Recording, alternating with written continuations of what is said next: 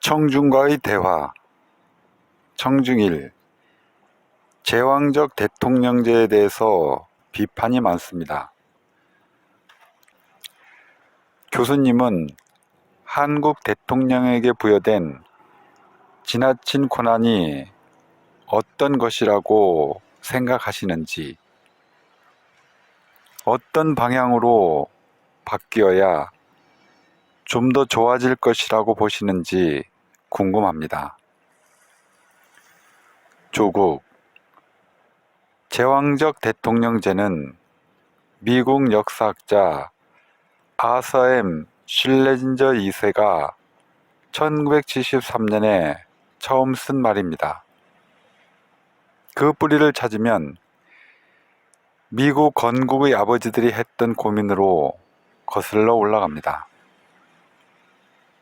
당시 그들은 워싱턴 장군을 왕으로 추대하려는 생각도 했습니다.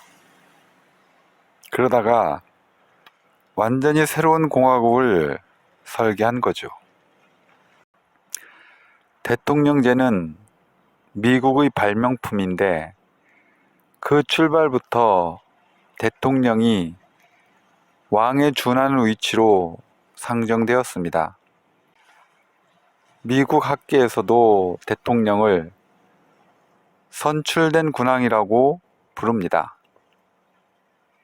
한국 대통령에게 많은 권한이 집중되어 있는 것은 사실입니다.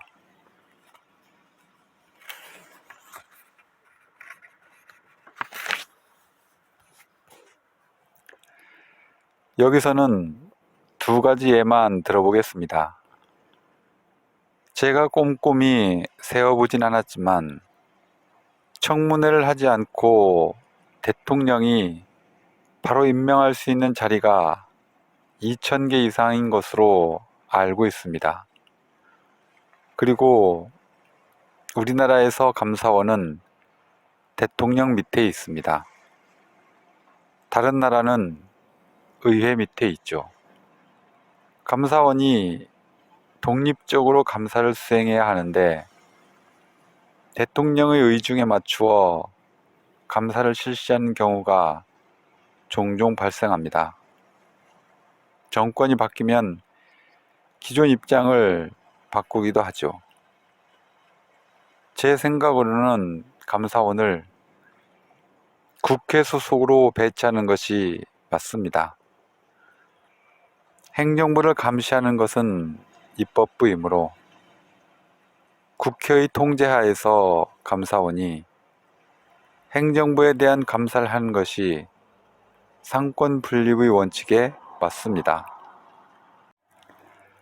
청중이 국가인권위원회 위원장, 상임위원, 비상임위원은 대통령, 국회, 대법원장이 추천해서 임명하는 것으로 알고 있습니다. 이러한 구성 방식에는 문제가 없을까요? 조국. 국가인권위원회는 김대중 정부 때 법률로 만들어졌습니다. 따라서 헌법적 지위를 갖는 기관이 아닙니다. 개헌이 된다면 독립성을 보장하기 위해 헌법 기관화해야 한다고 생각합니다.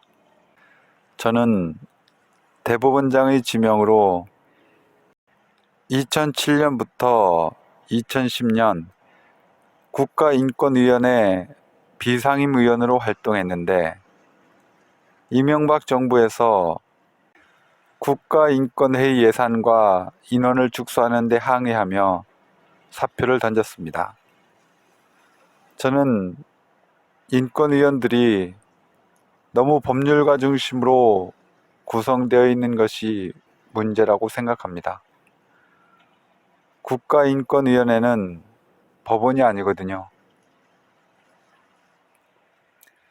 오히려 시민들이 느끼고 고통받는 인권 문제에 공감하고 소통하는 능력이 필요하다고 봅니다. 그래서 저는 인권운동에 헌신한 분들이 국가인권위원회에 더 많이 들어와야 한다고 생각합니다. 대통령, 국회, 대법원장이 각각 추천권을 행사할 때도 밀실에서 하지 말고 추천위원회를 구성해 시민들의 추천을 받도록 실무를 개선하면 좋겠습니다. 폭염 속에 휴가도 안 가시고 강의를 들어와 주셔서 감사합니다. 초겨울이 되니 순식간에 날씨가 서늘해졌습니다. 자연의 이치는 거스를 수가 없네요.